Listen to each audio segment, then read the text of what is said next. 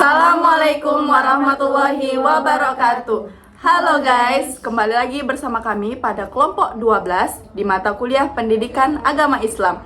Di sini, pada video kali ini kami ingin mewawancarai salah satu tokoh masyarakat yang bernama Bapak Budiman Syah sebagai narasumber kami di materi kali ini. Tanpa berlama-lama, langsung saja kita saksikan videonya.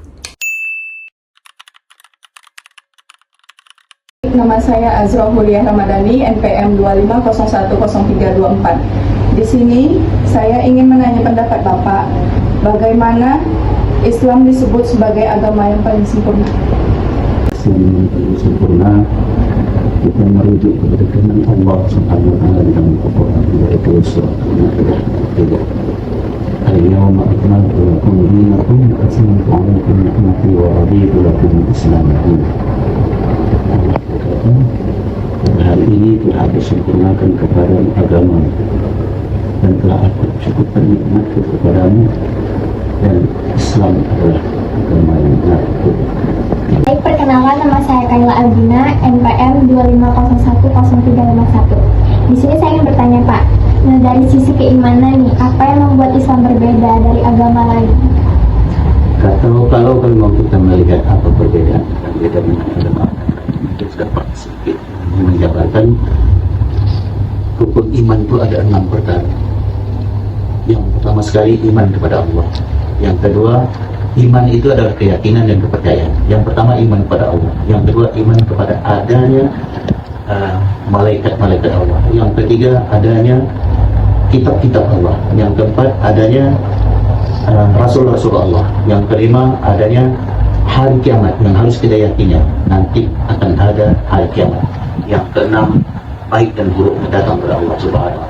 Bagaimana kita ini memahami bahwasanya kitab-kitab Allah itu kita yakini, itu Allah menurunkan kitab Taurat, Zabur, Injil dan Al-Quran. Itu kita harus yakini bahwasanya itu memang benar ada kitab yang diturunkan dari Allah Subhanahu wa taala.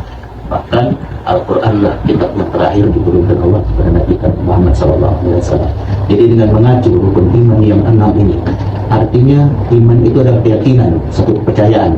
Kita meyakini bahwasanya ada yang 6 ini, kemudian kita yakini bahwasanya Nabi Muhammad itu adalah Rasul kita. Kalau nanti agama-agama yang lain tidak meyakini bahwasanya Muhammad itu adalah Rasul. Nah, justru karena itulah kenapa dikatakan ada Islam, ada agama yang benar dan agama yang tidak benar. Karena agama yang tidak benar itu tidak meyakini bahwasanya Muhammad itu adalah Rasulullah. Jadi Bapak rasa jadi itulah perbedaan dengan agama-agama yang lain. Baik, perkenalkan, nama saya Nanda Afrida, NPM 25010401. Di sini saya akan bertanya dari sisi ibadah, bagaimana Islam mengatur kehidupan umatnya agar lebih baik. Kita harus merujuk kepada rukun Islam yang 5. Jadi apa itu rukun Islam yang 5 itu? Yang pertama, mengucap 2 kalimat syahadat. Mengucap 2 kalimat syahadat ini, kalau kita mungkin sudah berketurunan, ya, sudah keturunan memang dari atuk dan nenek-nenek kita dulu memang sudah Islam.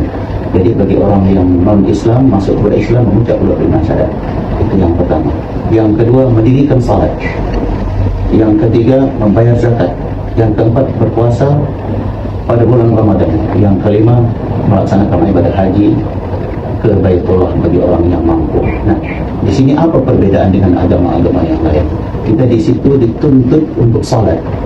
Dari salat itulah menunjukkan ada perbedaan cara ibadah kita dengan agama-agama yang lain. Nah, dari salat itu kita itu di dalam Al-Quran juga ditunjukkan bahwasanya salat itu adalah mencegah perbuatan keji dan mungkar. Barang siapa melaksanakan salat dengan benar, mendirikan salat dengan benar, dapat menerjemahkan kehidupannya di tengah-tengah masyarakat sebagaimana salat. Salat itu bermacam-macam yang telah ada. Kalau secara dikaji apa, ada tauhidnya, ada tasawufnya, ada fikihnya. Di dalam salat itu kita melaksanakan salat. Nah, bagaimana secara fikihnya kita laksanakan sebagaimana petunjuk cara melaksanakan salat. Salat bagaimana? Rukun salat ada 13. Jadi sudah tahu ya apa saja rukun salat yang 13 itu. Kalau keluar daripada 13 itu berarti bukan rukun. Kalau tinggal satu daripada 13 itu, oh kita tahu itu tak apa-apa. Perkenalkan, nama saya Putra Setia, NPM saya 25010444. Menurut pandangan Bapak, bagaimana Al-Quran sebagai mukjizat abadi menjadi bukti kesempurnaan Islam? Pernah seorang ulama mengakui bahwasanya Al-Quran itu yang ada pada saat ini itu adalah kalam Allah. Itu dia mengatakan itu qadim, tapi banyak kalangan-kalangan yang mengatakan tidak qadim.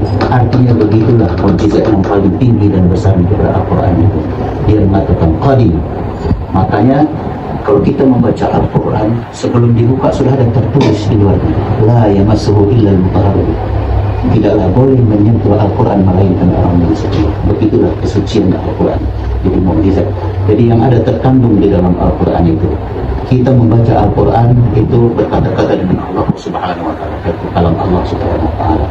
Di dalam Al-Quran itu diatur semua dalam kehidupan kita ini. Segala undang-undang ada di dalam Al-Quran. Maka apabila kita merujuk kepada Al-Quran di dalam kehidupan kita ini, maka kehidupan kita ini akan menjadi nanti kehidupan sakinah, mawaddah dan warahmah. Baik kita antara sama kita di dalam keluarga, di masyarakat, maupun dengan agama-agama yang lain. Perkenalkan, nama saya Desi Lestari, MPM 250103888.